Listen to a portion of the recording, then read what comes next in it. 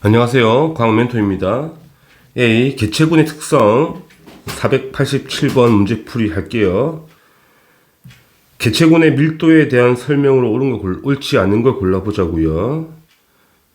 1번 개체군의 출생과 이입으로 증가하죠. 태어나거나 이주해 들어오면 당연히 증가하는 게 맞고요. 일정 공간에 서식하는 개체수 맞죠. 일정 공간의 면적분의 개체수가 되는 거니까 밀도가 맞는 표현이고, 생물적 요인의 영향을 받지 않는 건 아니겠죠. 4번 이익과 이출보다 출생과 사망에 더 큰 영향을 받죠. 왜냐면 동물들은 원래 지역을 잘 이탈하지 않지, 잘 들어오지도 않고 변화가 별로 없어. 그러니까 이익과 이출은 특이한 경우 빼고는 별로 없다는 이야기지. 그래서 출생과 사망이 훨씬 더 크게 영향을 받는 게 맞다는 이야기야. 5번 빛, 서식 공간, 온도 등의 비생물적 요인의 영향을 받는 데 맞는 표현이죠. 그래서 틀린 거는 3번 체크하시면 됩니다. 488번 그림은 어떤 개체군의 이론상의 생장 곡선과 실제 생장 곡선이 나와 있고요.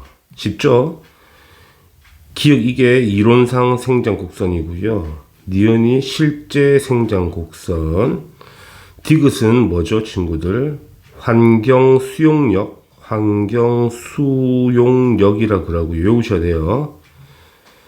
그 다음에 이 안에 넓이 있죠. 이 차이. 이게 뭐죠, 친구들? 환경 저항이죠, 저항. 자, 문제 보겠습니다. 기억은 이론상 생장 곡선 맞고요. 니은은 실제 생장 곡선인데 먹이 부족, 노폐물 축적, 경쟁 심화 등의 영향을 받을 때 생장 곡선이 맞죠. 디귿은 환경 저항이 아니고 디귿은 환경 수용력이라 하고요. 이 차이가 환경 저항이 되는 거야. 그래서 틀린 표현이야. 따라서 기읍과 니은만 답이 되겠죠. 답은 4번입니다. 489번 그림은 어떤 개체군의 이론상 생장 곡선과 실제 생장 곡선. A가 이론상 생장 곡선, B가 실제 생장 곡선. 문제 보겠습니다. 기억 A는 실제 생장 곡선이 아니고요. 이론상 생장 곡선이고, B에서 환경 저항은 2에서보다 구간 1에서 더 크다. 환경 저항이라는 거는 이 차이죠. 1에서는 이만큼 환경저항이 발생하는 거고요. 그 다음에 2에서는 아주 크겠죠, 환경저항이. 이 안의 넓이, 이게 환경저항인 거니까. 그래서 환경저항은 2에서가 더 커야 되는 거니까 틀렸네. 서식 공간이 증가하게 되면 당연히 가가 환경 수용력이잖아. 당연히 증가하겠죠. 더 많이 살 수 있을 거니까. 맞는 표현이네. 따라서 디귿만 답이 됩니다. 답은 3번 체크할게요. 490번 그림은 먹이의 양이 서로 다른 두 조건 A와 B에서 종 A를 각각 단독 배양했을 때 시간에 따른 개체 수가 나와 있고, 먹이의 양이 A가 더 많죠. 서식지의 면적은 같답니다. 먹이가 A가 많으니까 더 많이 개체 수가 많다는 이야기 아니겠냐는 거지. 문제 보겠습니다. 일단은 조건도 한 개 더 있죠. 이익과 이출 없다고 나와 있고요. 기읍 A의 구간 2에서 출생률과 사망률이 같다. 개체수가 변화가 없죠. 개체수가 변화가 없다는 거는 죽은 만큼 태어난다는 이야기잖아. 그래서 맞는 표현이고요. 니은 환경 수용력은 A에서가 B에서보다 크다. A의 환경 수용력은 이 라인이죠. 이게 A의 환경 수용력이고 B는 이 라인이잖아. B의 환경 수용력인 거니까 당연히 A가 큰 게 맞고요. 디귿 구간 1에서 개체군의 밀도는 면적분의 개체수거든. 면적이 똑같다 그랬으니까 개체수를 세면 되죠. 당연히 A가 개체수가 더 많죠, B보다. 그래서 맞는 표현이네. 따라서 기역, 니은, 디귿 다 맞죠? 답은 5번입니다. 491번 그린 가는 개체군 A, 나는 개체군 B, 생장 곡선이 나와 있죠. 개체군의 생장 곡선. 그 다음에 개체군 A와 B의 면적은 같대요. 서식지의 면적은 같다고 나와 있어요. 1번 T1에서 개체군 A의 밀도를 DA, T2에서 개체군 B의 밀도를 DB라 할 때 B를 구하자는 이야기지. 자, 밀도라는 거는 서식지의 면적분의 개체수가 되죠. 자, 면적은 똑같다고 했으니까 개체수의 B가 곧 밀도 B가 되겠네. 개체수 200마리, 개체수 100마리. 따라서 밀도 B는 2대 1이 되겠죠. 아주 쉬운 문제고요. 2번 1과 같이 생각한 까닭은 이것 때문이겠죠. 이 식을 쓰라는 게 답이 되고요. 뭐가 일정하다? 면적이 같기 때문에,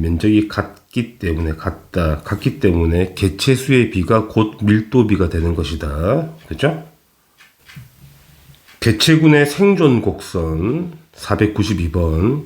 그림은 개체군 가와 다의 생존 곡선이 나와 있고요. 다들 아시겠지만 가는 처음에 태어나면 거의 안 죽죠. 근데 나이 들면 확 죽는다는 이야기고, 나는 일정하게 감소한다는 이야기지. 뭐 잡혀 먹거나 해가지고. 다는 초반에 다 죽고요. 그지? 나중에는 끝까지 살아남는다는 이야기 아니야? 문제 보겠습니다.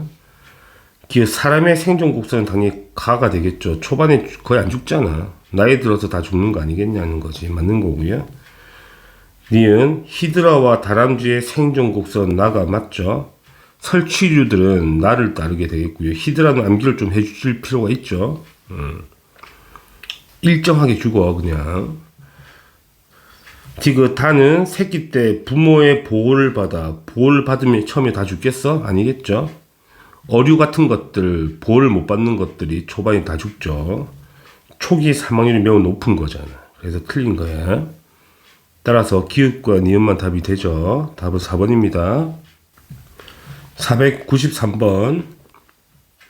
그림은 개체군 A와 C의 사망률 곡선이죠. 사망률 곡선. 옳은 걸 찾아보자고요. 기읍 A는 C보다 초기 사망률이 낮다. 사망률이 바로 나와 있죠. Y축에. A가 사망률이 크고요. C가 사망률이 낮죠. 초기 사망률이. 그래서 틀렸지. A가 높아야 되는 거야. 사망률이. 니은 B는 각 연령대에서 사망률이 비교적 일정하죠. 일정하게 보이죠. 사망률이 일정하다는 이야기야. 맞는 표현이고. 그러면 기러기의 사망률은 B와 같은 형태를 보인다. 우리가 사망률이 일정한 것들은 뭐 다람쥐 같은 설치류, 히드라, 뭐 설치류도 되고요. 그 다음에 뭐 히드라 같은 것도 되고, 새 같은 조류도 되죠. 뭐 이 정도 기억하시면 되겠네. 그래서 맞는 표현이고, 그 다음에 C는 초기에 사망률이 매우 작죠. 사람 같은 거잖아. 사람 같은 종들. 얼마 안 낳지만 안 죽는 거, 초기 안 죽잖아. C는 A보다 자선수가 많진 않죠. A가 사망률이 크기 때문에 어류 같은 것들 엄청 많이 낳지만 다 죽잖아, 초반에. 그래서 틀린 표현이네. 니은과 디귿이 답이 됩니다. 답은 3번 체크하시면 돼요. 494번. 그림 가는 개체군의 3가지 생존 곡선이 나와 있고요. 나는 개체군의 3가지 사망률 곡선이 나와 있어요. 문제를 바로 해석하죠. 일단 매칭을 해봅시다. 자, 1번은 초기 사망률이 거의 없죠. 근데 나중에 많이 죽는 거잖아. 사망률이 초기엔 적은데 나중에 커지는 거. 디귿이 1이 되겠고요. 2번은 기울기 일정하다는 거잖아. 미분 계수가 일정하다는 이야기거든. 그러니까 사망률이 일정한 거. 그래서 니은이 2가 되겠고, 3은 당연히 초기에 많이 죽잖아요. 많이 죽죠. 사망률 큰 거니까 기역이 바로 3번이 되겠다는 이야기야. 문제 풀겠습니다. 옳지 않은 걸 찾는 거네. 1번 생존 곡선은 상대 수명에 따른 생존 개체수를 나타낸 것이다. 맞죠? 상대 수명, 생존 개체수. 모를 수가 없네. 맞는 표현이야. 1형의 사망률 곡선은 디귿이다. 1형은 디귿이 맞죠? 맞는 표현. 2형은 니은이다. 찾아놨죠. 이렇게 맞는 표현. 초기 사망률 분의 후기 사망률. 3형은 초기 분의 후기. 초기 분의 후기가 양수고. 그지? 그 다음에 1형은 초기, 후기. 3번 반대로 봤죠? 3형은 초기가 후기잖아요. 그래서 초기분의 후기가 음수죠. 음수. 3형이 음수고요. 마이너스. 1형은 이거 1형인 거니까 초기 후기니까 음수가 아니고 뭐하니? 비율이잖아. 일단은 뭐 대충 아시겠지만 3형은 이거야. 초기분의 후기가 값이 작고요. 그지? 왜 크고 작은 값인 거니까.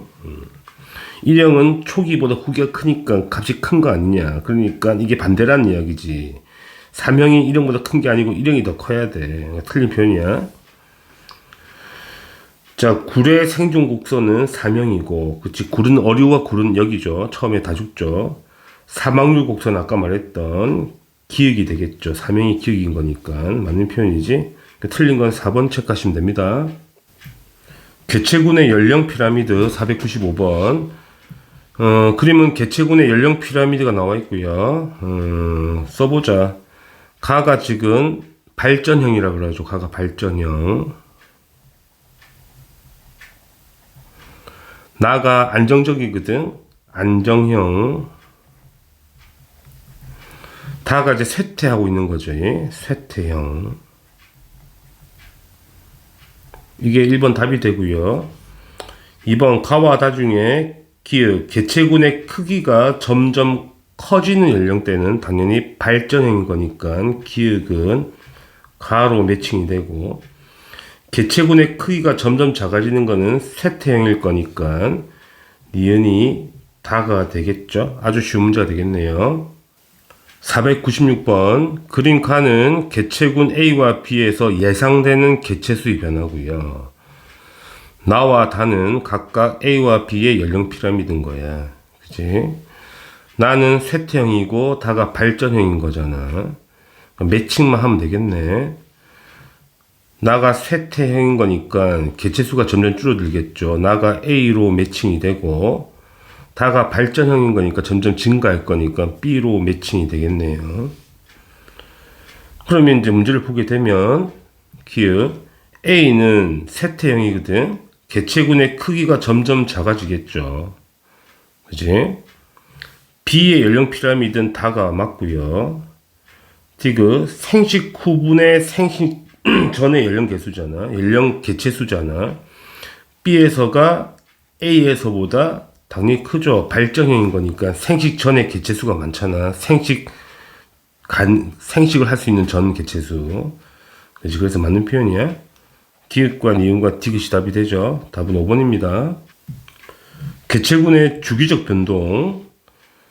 그림은 어떤 하천에서 계절에 따른 환경 요인 A와 B, 그 다음에 수온, 돌말, 개체수의 변화가 나와 있고요. A와 B는 각각 빛의 세기거나 영양 염류 중 한 개랍니다. 497번.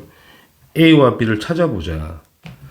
그럼 빛의 세기거나 영양 염류인데 겨울에 A가 많대. 빛의 세기가 많을 수 없는 거 아니야? 겨울에 추운데. 그럼 A가 뭐겠니? 영양 염류겠죠. 그럼 B가 뭐겠어? B가 빛의 세기라고 보시면 되죠. 그죠? 498번. 이에 대한 설명으로 옳은 것만을 골라보자고요. 기역, 돌말의 개체수는 계절적 변화에 따라 1년 주기로 변한다. 그림으로 나타낸 거야. 1년 주기, 봄, 여름, 가을, 겨울 주기로 개체수의 변화를. 그지? 니은 여름에 돌말 개체수가 증가하지 못하게 하는 제한 요인을 뭘까요? 여름에 돌말 개체수가 작아졌잖아. 이렇게. 일단은 B가 빛의 색이죠. 빛은 충분하고요. 수온도 충분한데 뭐가 작다? A가 작은 거지. 영양 염류가 작아서 그런 거야. 수온이 아니고 영양 염류 때문인 거지. 틀린 거고. 디귿, 봄에 돌말 개체수가 증가하는 까닭은 A가 충분한 상태에서 B와 수온도 같이 증가하기 때문이지. A가 충분한데 빛의 세계도 증가하고 수온도 증가하니까 당연히 개체수가 늘어난 거 아니겠냐는 거야. 맞는 표현이네. 따라서 기읍과 디귿만 답이 되죠. 답은 3번입니다. 499번. 겨울철에 돌말 개체수가 줄어드는 까닭. 돌말이 왜 겨울엔 작겠냐? 일단은 A가 많죠. 염류는 많은데, 염류는 충분히 많은데, 수온이죠. 수온도 낮고요. 그 다음에 빛의 세기도 낮기 때문에 개체수가 줄어든다는 이야기지. 그게 답이 됩니다. B. 개체군 내의 상호작용 500번. 다음은 개체군 내 여러 가지 상호작용이 나와 있고 한번 찾아보자고요. 가. 혈연관계의 개체가 모인 것은 가족생활이고요. 힘의 서열에 따라 순위를 매기니까 순위제가 되겠죠. 그 다음에 일정한 서식 공간을 차지하고 다른 개체가 넘어오는 것을 막는 것은 텃세가 되겠네. 따라서 4번 체크하시면 됩니다. 501번. 개체군 내의 상호작용과 그 애가 옳지 않은 걸 찾는 거네요. 1번. 리더제. 우두머리 늑대가 늑대 무리의 사냥 시기와 사냥감을 정한다. 리더제 맞고요. 순위제. 일본 원숭이는 암컷을 차지하기 위해 힘의 세기로 순위를 정하자. 맞는 표현. 3번 가족생활. 꿀벌 개체군에서 여왕벌은 산란, 일벌은 꿀에 채취, 수벌은 생식하는 거는 이거는 가족생활이 아니고 사회생활이잖아. 사회생활이다. 틀렸다. 텃세 4번. 수컷 버들붕어는 자신의 세력권에 접근한 다른 수컷을 공격한다는 건 텃세가 맞고요. 사회생활. 개미는 사회생활 하죠. 맞습니다. 따라서 틀린 거는 3번이 되겠네요. 502번. 다음은 암탉에 대한 자료가 나와 있고요. 암탉 여러 마리가 한 닭장 안에 싸우다가 나중에는 순위를 결정한다잖아. 무슨 이야기 하는 거야? 순위제 이야기를 하는 거지. 찾아보자는 거지. 1번. 스라손이 있는 눈신토끼를 잡아먹는다. 이건 피식과 포식 관계죠. 개체군 간의 상호작용이잖아. 피식과 포식 관계가 되죠. 틀렸고요. 2번. 기생충은 숙주인 동물의 몸속에 산다는 거는 기생이지. 이것도 개체군 간의 상호작용이거든. 기생이고요. 틀렸고요. 3번. 큰 뿔량의 숫량은 뿔의 크기나 뿔치기로 힘의 서열 정하니까 이게 순위제가 맞고. 4번. 여러 종의 솔새가 한 나무에서 서로 다른 위치에 서식하는 거는 분서죠. 분서. 개체군 간의 상호작용이고 분서가 돼서 틀린 거고요. 5번. 기러기는 집단으로 이동할 때 리더 한 마리가 이동한다는 거, 한 마리를 따라간다는 건 리더제가 되고요. 틀렸죠. 그래서 사자는 뭐 가족 생활이잖아. 가족이죠. 틀렸네. 따라서 순위제는 답은 3번이 되겠네요. 503번. 표는 생물 사이에서 일어나는 여러 가지 상호작용이고요. 가를 보시게 되면 자, 뿌리옥 박테리아는 콩과 식물에게 질소 화합물을 제공하고 콩과 식물은 뿌리옥 박테리아에게 양분을 주잖아. 공생관계죠. 정확하게 말하면 상리공생이잖아. 서로 이득되는 거니까. 자, 공생은 개체군 간의 상호작용이고요. 나를 보시게 되면 양떼는 이동할 때 한 개체가 전체 무리를 이끌며 이동한다. 이거는 리더제. 개체군 내의 상호작용이고. 다. 얼룩말은 생활구역, 먹이 획득, 배우자의 독점 등을 위해 일정한 서식 공간을 차지하고 다른 개체가 침입하는 것을 막는다는 건 텃세. 개체군 내의 상호작용. 문제 보겠습니다. 기억. 간은 한 개체군 내에서 일어나는 게 아니죠. 간은 개체군 간의 상호작용이잖아. 공생인 거니까 틀렸고. 나는 개체군 내의 모든 개체의 서열이 정해져 있는 거는 리더제가 아니고 순위제가 되는 거니까 틀린 거야. 다에서 확보한 생활구역은 세력권이라고 한다. 맞는 표현이죠. 덧세 구역. 그래서 디귿만 답이 되죠. 답은 3번입니다. 다들 수고하셨습니다.